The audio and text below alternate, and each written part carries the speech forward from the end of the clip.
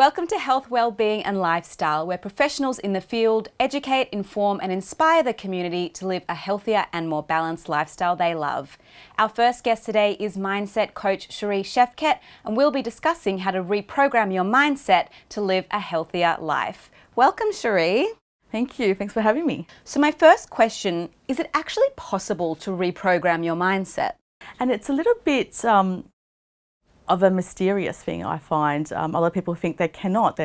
You can't teach an old dog new tricks, and you are the product of who you are. But you can definitely change your mindset through programming.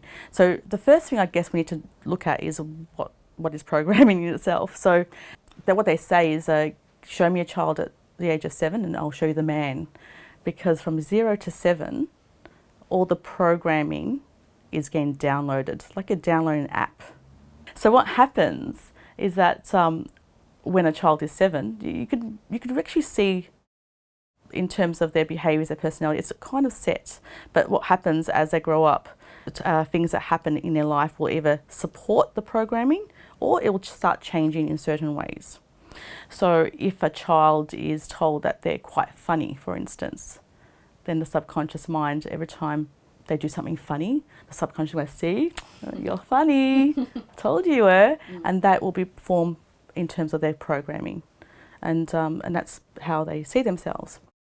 And so what happens is, when we get older, we have this thing of, this is who I am.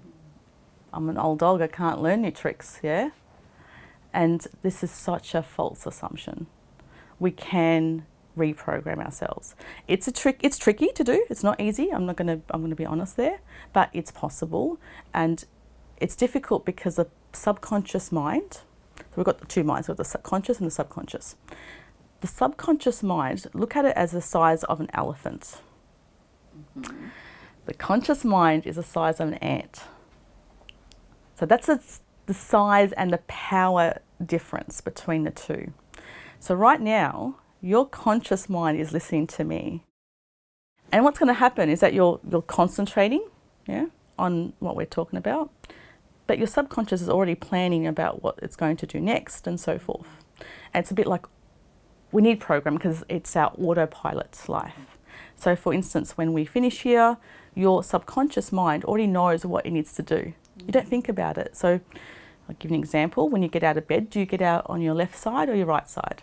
You don't think about it. You just get up and what do you do first? Do you go to the bathroom? Do you brush your teeth? Whatever you do, your conscious mind doesn't think about what it's going to do. Your subconscious already programmed it. So what's, I think, quite astounding to me is that 95 to 98% of your day, your subconscious is running the show. For someone to reprogram that, it's not easy. So we have to undo that programming. So what is the process of reprogramming your mindset? So the process is a little bit complex. I'm going to be honest there, because the subconscious, as mentioned before, is very powerful. It's in control. And like I said, it's the size of an elephant. Your conscious mind is the size of an ant. So if the ant says, oh, I want to make these changes, the elephant's like, it's not happening. I'm not going to change. So we need to get the subconscious on board. And so the subconscious learns through repetition. So if we keep repeating something, the subconscious will eventually accept that new program. But sometimes it could be really stubborn. Let's be honest as well. It could say, no, I really don't like that. I really don't want to change it. It's going to take even longer for that person to make those changes. That's why I think you have to look at your programming first. So we need to keep some of the programming. It benefits us. So for example, when you drove here, did you ever think about where you need to go? You just arrived here. Your subconscious was actually driving the car. But when you learn to drive, your conscious mind is driving. It's trying to work out how to do a head check, seatbelt. It's concentrating so much. When I ask people about multitasking, like, you can't multitask when you've got to do something that requires your conscious mind to do it Make sense? So your conscious mind is so small compared to your subconscious. It has limited capabilities. If your subconscious is driving the car, your conscious mind can have a conversation with the passenger. It could do that. But if you're learning to drive, your conscious mind is concentrating really hard on driving, it's not going to be able to have a conversation, and that's where accidents can happen, because your conscious mind is quite overwhelmed now. It's like trying to concentrate on that conversation and concentrate on the road at the same time. What's the benefit of reprogramming your mindset? Because we can. That's the biggest one, because we thought we couldn't. That was the biggest myth that I found, that people were like, well, I am 50 years old now, this is who I am, I'm fixed. That fixed mindset, we can change that. So if you want to be healthy, what does that mean for you? Let's define that. What does healthy mean to you? Is it, I want to walk, I want to eat healthier? What is it you want to change? And how are we going to break the unhealthy programming to reinstate the new programming? So it's about that growth mindset and changing that. And so then what advice would you give to people who want to reprogram their mindset? Look, if you could find a therapist, that's the best way does change work in terms of neuroplasticity. That would be the most beneficial and the most easiest process, because they will give the tools and techniques, and we usually work with the subconscious instead of the talk therapy, and that's why the results are a lot more faster. If you want to do it yourself, like I said, you have to look at your programming first and see what you need to change and interject as much as possible, so the subconscious mind is reframed into the new skill that you want to do, or the new habit. So you can use tools like different apps, your phone. You can have post-it notes where you're stopping the programming to take over. So what will happen, like I said, your programming is that set where when we leave this place right now, your subconscious mind will take over the autopilot, and you won't even think about what you need to do. It's just running the show all the time. So it's very hard to change that. Thank you, Sharee, for your great advice and information. If you'd like to know more about how to reprogram your mindset and more about the work Sharee does, you can visit her webpage via our website, healthwellbeingandlifestyle.com.au. After the break, we'll be back with another interesting guest and more insightful conversation. Stay tuned. After the break, we have youth educator Marilou Coombe talking about crucial learnings to self-confidence building for youth.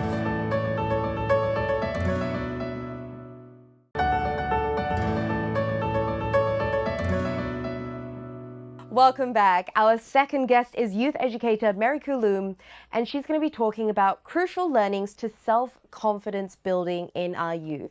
Welcome, Marilou. Hi, thank you for having me today. Are the key elements to truly building self-confidence in youth? The importance of self-confidence for young people in particular, it's about believing in themselves so they can get to where they want to go, so they can perform better, so they can, have a bit less talk, like the self-talk, the negative self-talk in their head, yeah? Which happens a lot with young people, especially today. You've got the influence of influencers online, you've got the comparison that they see all around them constantly, again, the online things that are in their face all the time. So that really plays on their confidence in big ways. I've worked with kids that are absolutely stunning, gorgeous, and they think there's all these things wrong with them because they compare themselves to all these things, right? Again, when we were younger, we would have the magazines that we would look at, but then we can shift them, put them away, whereas now these things are in their face and they're being targeted with the algorithm constantly. Now, the key elements to building up that confidence, for me, number one is knowing what they actually value in life, what is important to them individually as a young person, and then start aligning their actions with those values and coming back to how do they talk to themselves. Yeah, so a lot of times, I'll say to young people now, if you believe you are crap, is that true? And a young person will go, oh no. And I'm like, well, actually it is.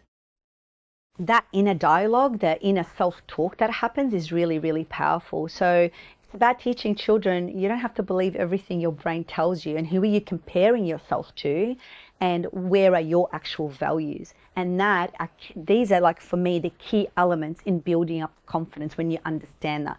So the problem in society as well is that a lot of adults come in telling kids what they need to do to be confident, you know, but we don't look at these key elements, which is understanding your values, the language that you speak to yourself with, whether it's negative or positive, and the way you carry yourself. And just changing those three things, or understanding those three things, is what actually is needed to build that self-confidence up. And then taking that repeated action. So when you do that repeated action, like something you're not confident with to begin with, or you believed in a negative way about yourself, the more you repeat that positive action, the more you're going to get confident doing it. And this is what I want people to understand as well. Confidence is a soft skill. It's not like 1 + 1 = 2 and that's it. I know how to do that. It's done. Like, I'm confident speaking in front of people, but I'm not confident working on a car. I have no idea what to do if I was to open a bonnet and try to work on a car. And I think children in particular, and adults too, forget this. They think, oh, I must be like, I'm confident at everything. It doesn't work that way. It's like, you've got to build the skills in that area. And when it comes to self-confidence, it is definitely about your values, understanding those and what's important to you, so that you're not driven by what other people think you should be like. The way you speak to yourself determines a lot, and the way that you carry yourself, yeah?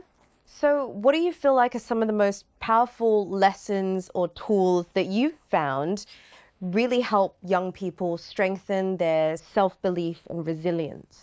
So the brain is always looking for evidence to support whatever it believes. So if you believe you're crap as a young person, or even as an adult, but if you believe you're crap, then you're going to go look for the evidence that's going to tell you that you're crap.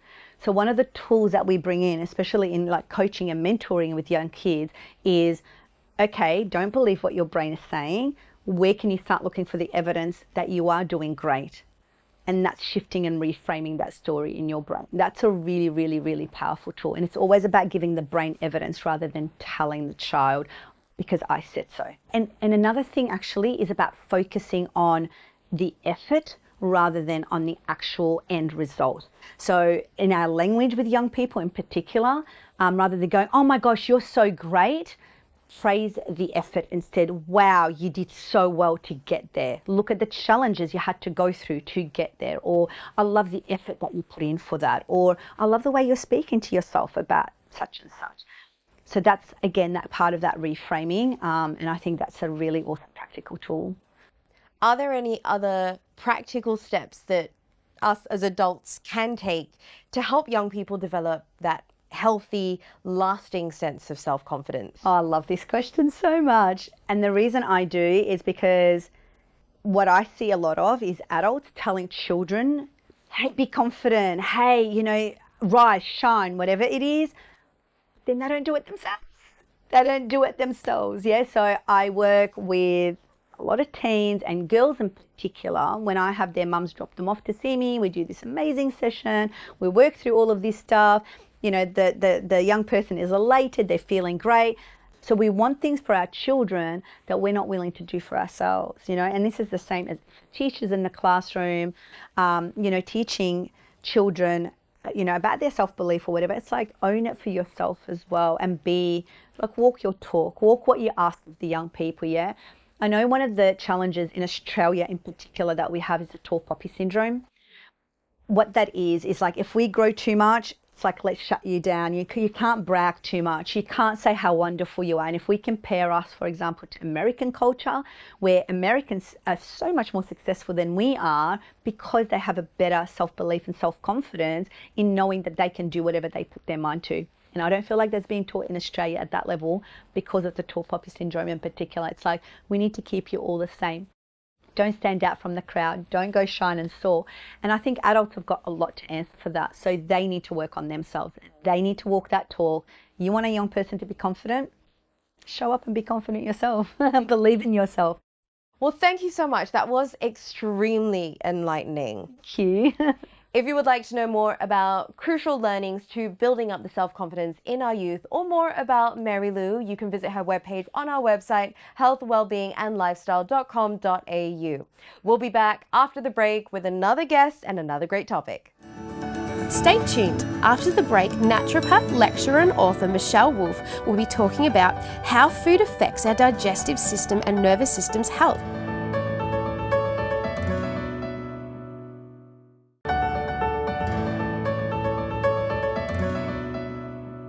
Welcome back. Our next guest, Michèle Wolff, is a naturopath, author and lecturer, and the topic we'll be discussing is how food affects our digestive and nervous systems. Welcome, Michèle. Thank you, Megan. So how does food affect our digestive system? Food can have a big impact on our digestion because it's going straight into our digestive system, and you've got several organs of your digestive systems. So when you eat food, it can impact that and put more strain on that, and it can also impact the way that your bowel moves, which is called peristalsis. So for example, if you eat too much sugar, you'll put a lot of pressure on your pancreas with the insulin production. So if that goes on and you have too much sugar, you can be at risk for diabetes, for example. And then also if you have too much sugar, that becomes a breeding ground for pathology. So you can get an overgrowth of abnormal bacteria like fungus and parasites. So eating can really affect your mood. More junk foods, white flours, sugars, unhealthy drinks, so too much alcohol, too much soft drink, too much caffeine, can have a negative effect on your gut and on your brain.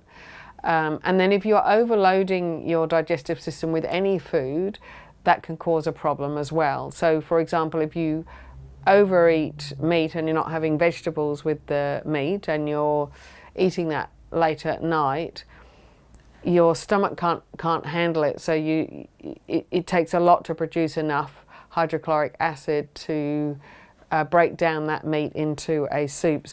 And you want to have really good amounts of plant food to create that nice microbe, like having healthy soil, to produce a really healthy intestine. And you want to be having food that has the right amount of nutrients to give you energy and to help your nervous system and to help your mood. So when you've broken that food down in your stomach, your small intestine, which is 22 feet that goes from the stomach, that absorbs all your good nutrients. So you want to have plenty of nutrients for energy and for relaxation and to feed all your other organs, and for your diet to be more anti-inflammatory rather than pro-inflammatory. Having more of a Mediterranean diet with lots of legumes, lots of green leafy vegetables, good oils like olive oils, nuts and seeds, they have a really positive effect. And having a variety.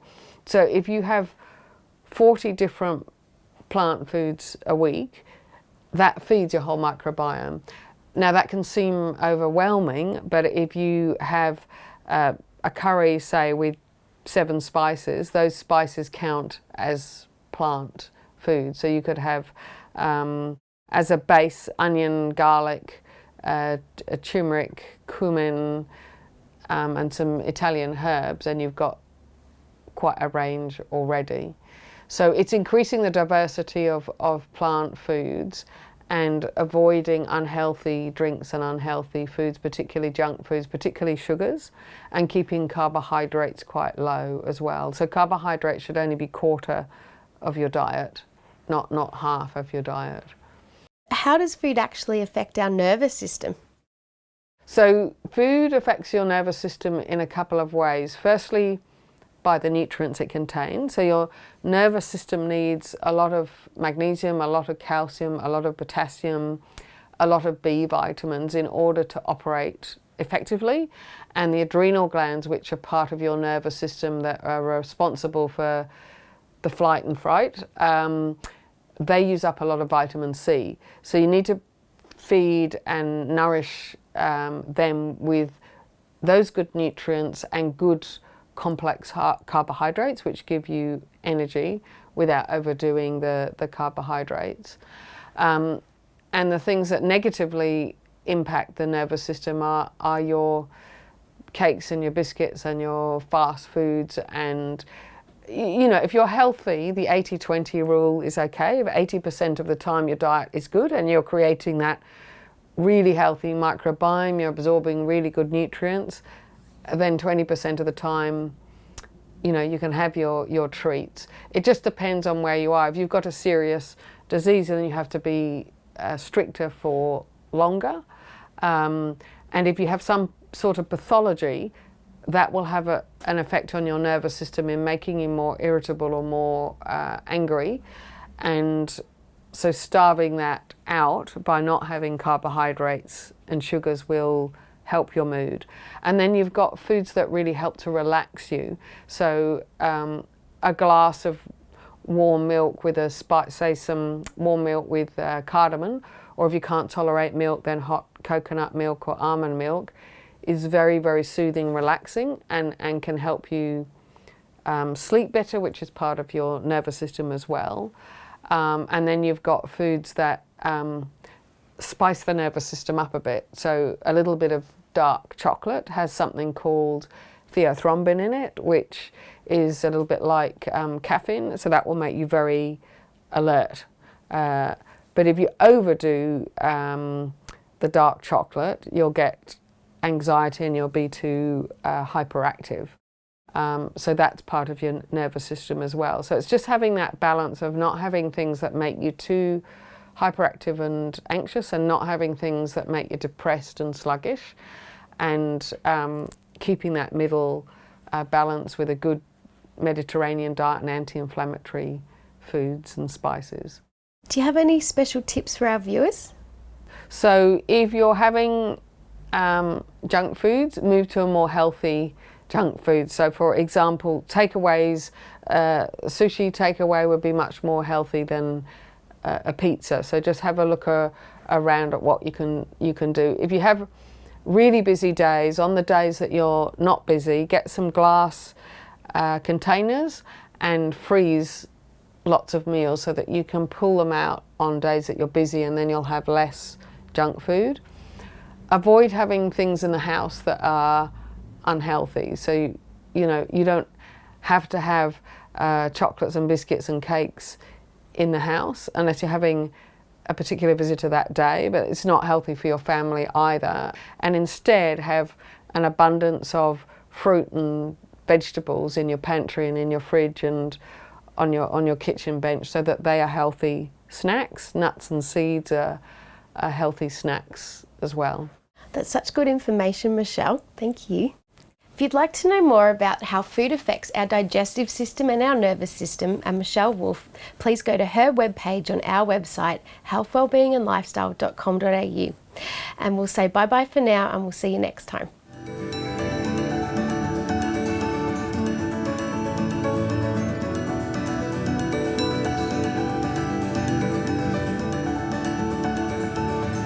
If you'd like to know more about our show, please like us on Facebook, follow us on Instagram, and subscribe to our YouTube channel.